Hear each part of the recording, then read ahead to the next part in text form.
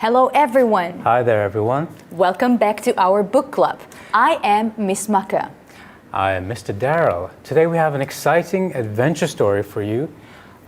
This is The Last of the Mohicans. By James Fenimore Cooper. Well, Ms. Maka, this novel, as you know, has been very popular. It's been a standard reading material in American schools for years and years and years. Yes, and it has been adapted numerous times in many languages for films, for TV shows, TV movies, and cartoons. It's a mark of its popularity. There must be something to it, and we would like to explore that with you today. Yeah, but before we start exploring the book itself, let's look at the agenda. So first we will talk about the vocabulary of the book. Then we will talk about the author. After that, we'll show you the short summary of the book. And from there, we're going to look at some of the characters, as always, plus a look at the setting, an interesting setting, a historical American setting, and some of the main themes, as always. Yeah, but we finish our program with the homework. I'm looking forward to the homework, Ms. Maka. But Me too. Let's move on to the vocabulary for the book. Well, the first word is leather stocking.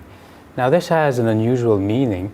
It's actually referring to someone who's got the skills to survive in the wild.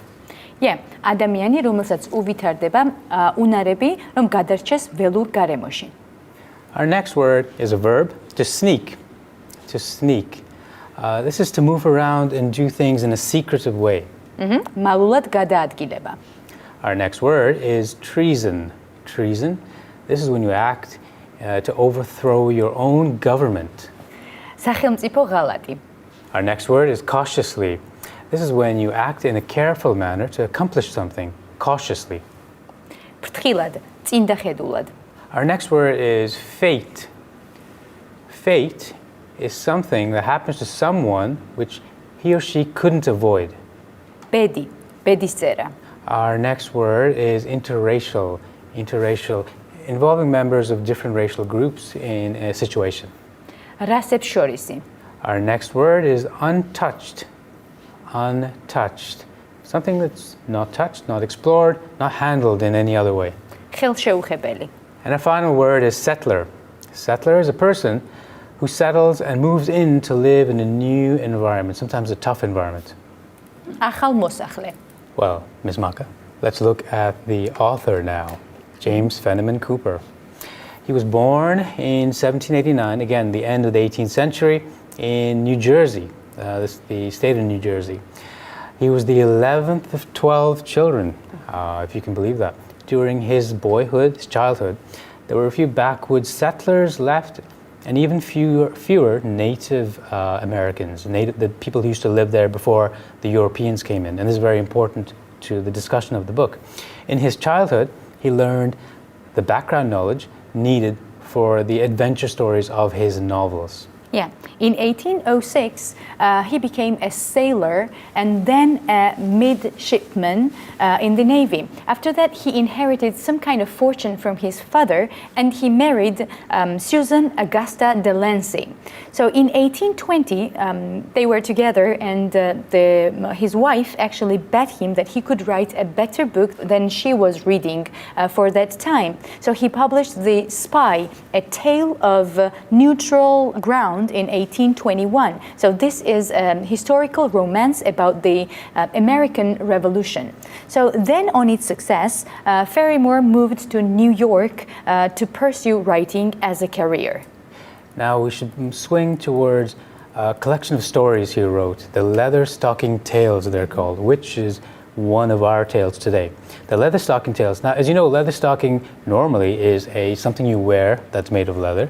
But in this case, the meaning of leather stocking is someone who has the ability to survive, which is exactly what these stories are all about. There were 5 novels in this series, and it was set in 18th century New York.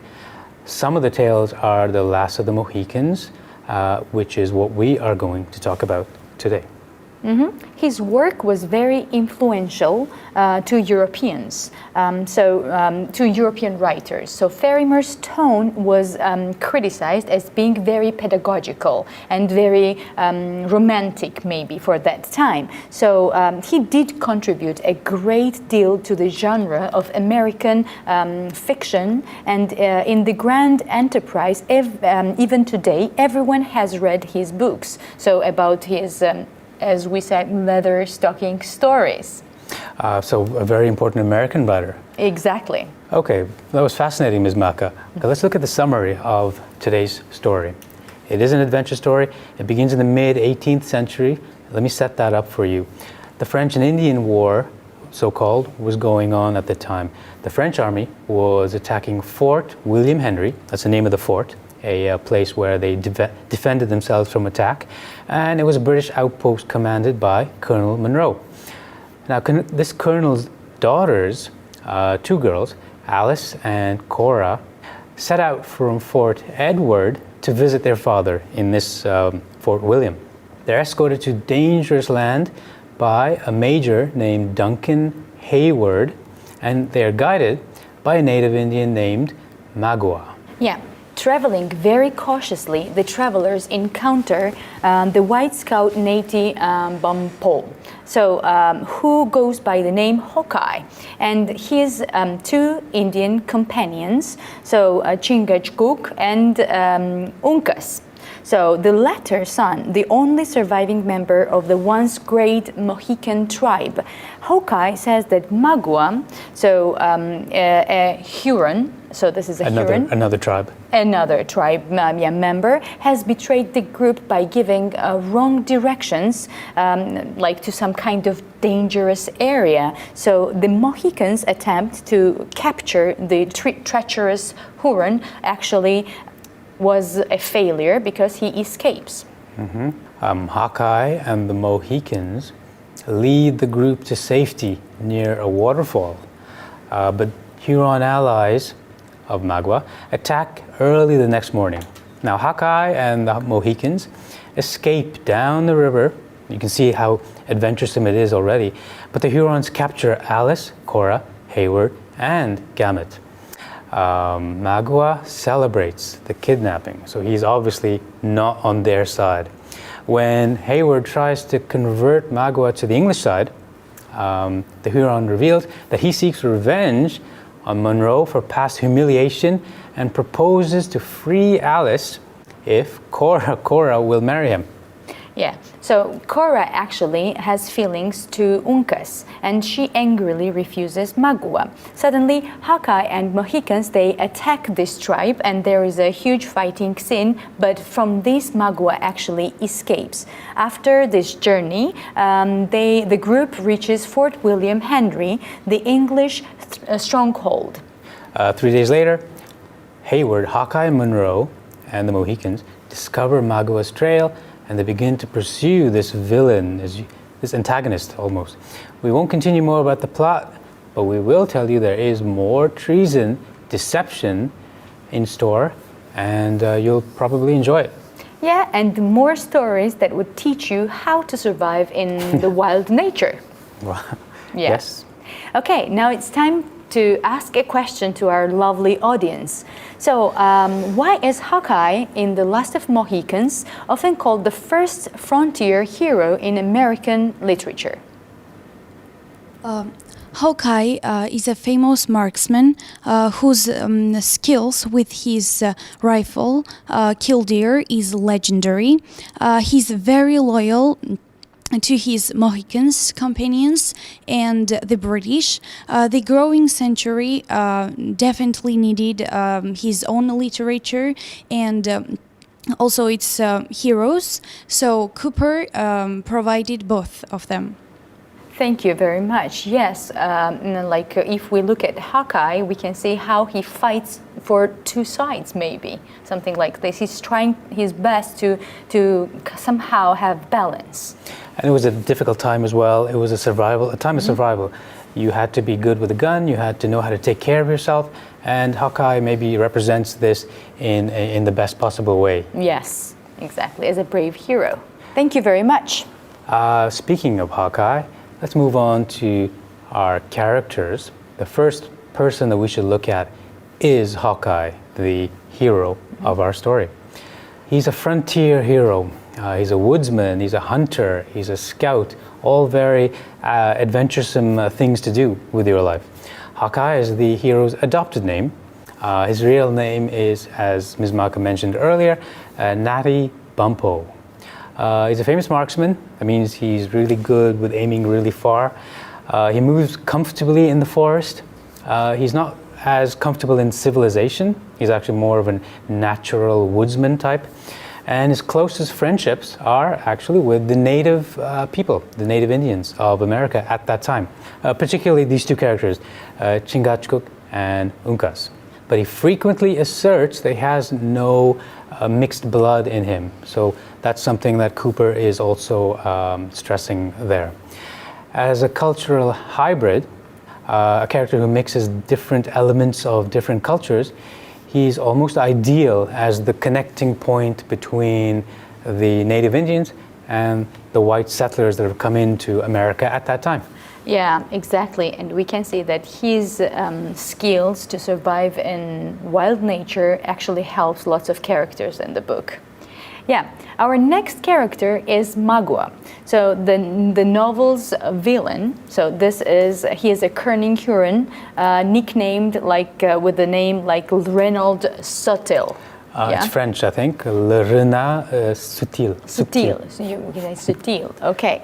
And he is actually fled from the tribe because of the drunkenness, right? And the Colonel Munro actually enforced this humiliating punishment, but he wants to come back and take revenge on him. So he has a very strong desire for it. So that's what makes him into the book's antagonist and the villain. Revenge. Exactly. Some kind of, maybe there is the reason, but still not enough to become a villain. Yeah, Maka, do you have any hidden kind of revenge feelings towards anyone? Yeah. No, I don't want to be villain. I want to be the protagonist of the novel, not the antagonist. Learn how to fire a gun, then. Exactly. Okay. Like our hero. The next character is Uncas. This is Chingachgook's son. He's the youngest and last member of the tribe known as the Mohicans, the man that the book is named after, the last of the Mohicans. This is him, Uncas. He's a noble, proud, self-possessed young man. He falls in love with Cora Munro and suffers tragic consequences for this coupling, this interracial coupling, which is another point that Cooper is trying to make in the book. Noble Uncas, this last of the Mohican, he thwarts evil Magua's desire to marry Cora, the girl that he loves, and he also functions as Hawkeye's adopted brother, showing the brotherhood between the European settler and the native people. And he learns about leadership from Hawkeye. Mm-hmm. And our next character, and you have already mentioned, this is Chingachgook. So this is Uncas' father, the last of the two surviving members of the Mohican tribe. So we can see that they are the last heirs of this tribe, right? This once proud tribe. Once proud tribe, exactly. An old friend of Hawkeye, Chingachgook is also known as Le Gros Serpent. Le Gros Serpent, another French word. I will try. Let me see. Le Gros Serpent. Very well done. Maybe really, really difficult to pronounce, but not for the people who know French. Yeah. Okay. So, but the meaning is very important. The meaning of this word is the great snake. So, can you tell me what can be the reason that he is called the great snake? I believe it's because snakes have this sharp, cunning intelligence. Yeah, exactly. He is called the Great Snake because of his crafty intelligence. Let's move on to the last character, a very important character as well, Cora Munro, the girl that two different characters have fallen in love with. This is Colonel Munro's eldest daughter. She's a solemn girl, a serious girl, with a noble bearing as well, a bit like Uncas.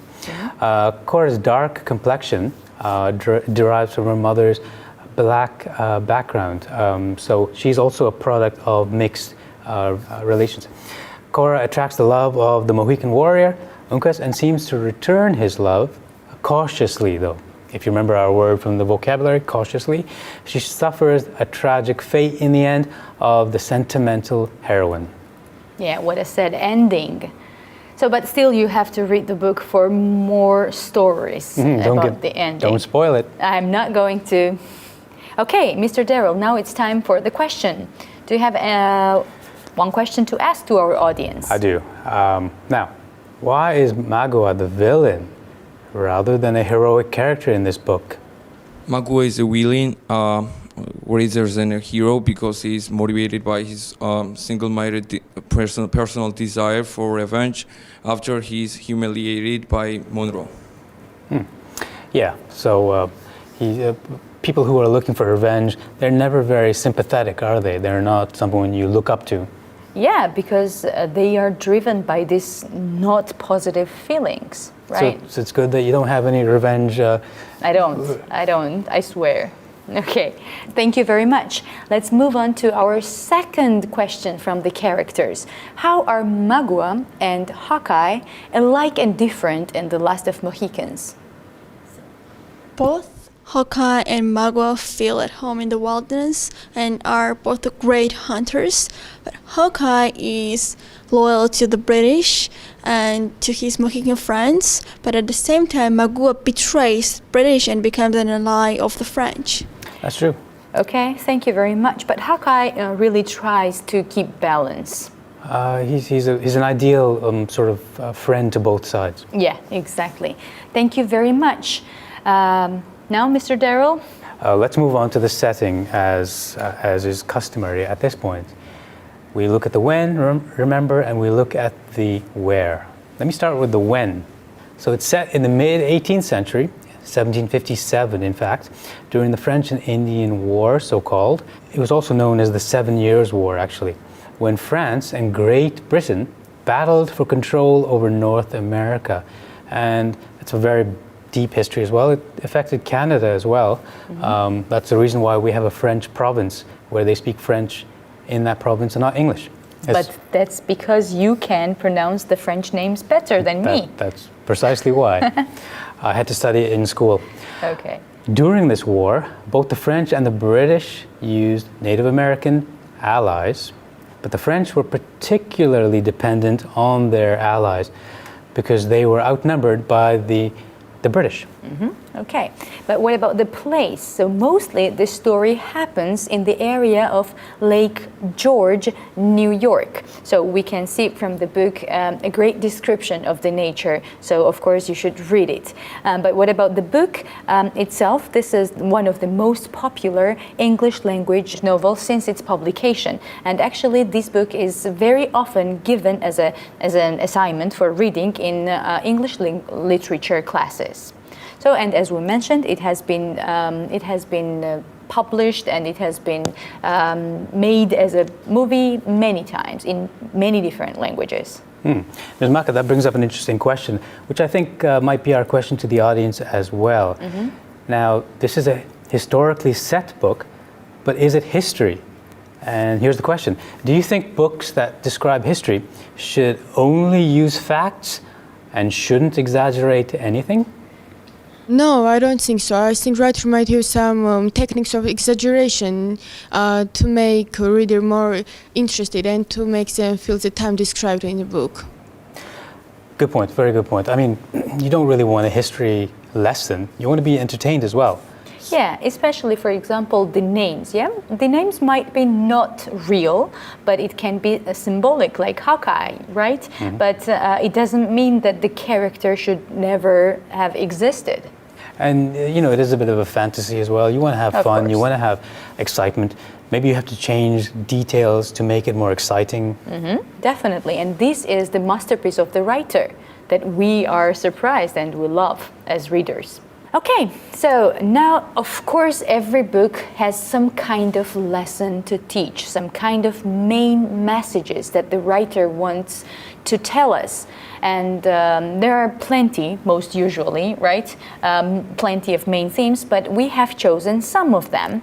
And the very first one is interracial love and friendship. So The Last of Mohicans is a novel about race and the difficulty of overcoming racial divides. So Cooper actually suggests that interracial mingling is, of course, very desirable, but also very dangerous. So Cooper allows the genuine and long-time friendship between Hawkeye and who is a white man, as we already mentioned, and Chingachgook, who is the member of the very, very brave tribe from Mohicans tribe. Mm-hmm. So that's a positive display of the interracial friendship, although Cooper makes it a little bit more complicated as well. And the interracial love between Uncas and Cora ends in tragedy, as you remember, showing that there are problems with that as well. Through Cora, the writer Cooper suggests that interracial desire can be inherited. Of course it is, and of course, as you mentioned, it can have some kind of dangerous side, right? Okay, the second main theme that we have chosen for you is the role of religion in the wilderness. The character, David Gamut, actually allows Cooper to explore the relevance of religion in the wilderness. So in the theory, at least, the American frontier is untouched by human culture. It is a very fresh start, a piece of land not ruled by the conventions of the European high culture, and we can say that it is not yet ruined. Mm-hmm. The fatalism of this character, David Gamut, contrasts with Hawkeye's pragmatism. Now, Hawkeye adapts to his surroundings, helps the other characters achieve improbable survival, all of which suggests that Cooper believes humans do have the ability to determine their own fates. Hawkeye is the perfect example of this. By the end of the novel, Gamut learns to move beyond the structure of his traditionalism and becomes a helpful and committed ally. Exactly, okay, but this can be the lesson taught from the wilderness, maybe? I don't know, being together there, so who knows? Now let's have a question to our audience. Do you think that interracial love and friendship still face problems? Nowadays, too many countries are fighting against racism, and it has already shown some positive results. But it still is an ongoing problem that we have to keep fighting. Yeah, thank you very much. That's a very good message from you. Yes, of course, we can see lots of some kind of occasions when we encounter these problems. Mm-hmm. Right, Mr. Darrell? Yeah, I mean, it still exists in the world, and it's a matter of learning to see other people as you see yourself. Exactly. Okay, now I think it's time to wrap up the whole program, and we have started with the author part and have introduced to you Fenimore Cooper. From there, we looked at the summary. As you remember, it's an adventure story. It's something to be enjoyed, to be loved. It's got narrow escapes, it's got revenge, it's got survival, it's got a whole bunch of things which you're sure to love. Mm-hmm. Then we have talked about the characters, the protagonist of the novel, Hawkeye, that is a very interesting character, and there are lots of characters with really difficult names like Chingachgook or Magua. Yeah. Uncas, for example. Remember, this is set in the mid-18th century. It's a historical novel. That doesn't mean that you automatically think it should be boring. In fact, it turns out to be quite exciting. Yes, and the two main themes that we have chosen for you is interracial love and friendship, and religion, the role of religion in wilderness. Yeah. Now, let's look at the new vocabulary just one more time to practice pronunciation, of course, better with Mr. Darrell. Thank you, Ms. Maka. Let's start once more. Leather stocking, to sneak, treason, cautiously, fate, interracial, untouched, and last, settler. Mm-hmm. Thank you very much. And we have not forgotten about the homework that we have to give you today. What is the homework? Here's the question. Imagine that you found a place still untouched by people. Describe what that place would look like. წარმოიდგინეთ, რომ იპოვეთ ადგილი, რომელიც ჯერ კიდევ ხელუხლებელია ადამიანის მიერ. აღწერეთ, როგორია ის. And Ms. Maka, they can send their homework to the address they see on the screen right now. Yes. დავალება გამოაგზავნეთ ეკრანზე მითითებულ მისამართზე. So, I guess that's it for today, Mr. Daryl. I had fun, Ms. Maka. I don't know about you. Yeah, me too. Thank you, the audience, for your really interesting answers and very positive messages. Yeah, that's one of the things we can take from books like these, the messages they have to teach us. Yeah, exactly. Thank you very much. See you next week. Through the magics of television, we'll see you again. Goodbye. Goodbye.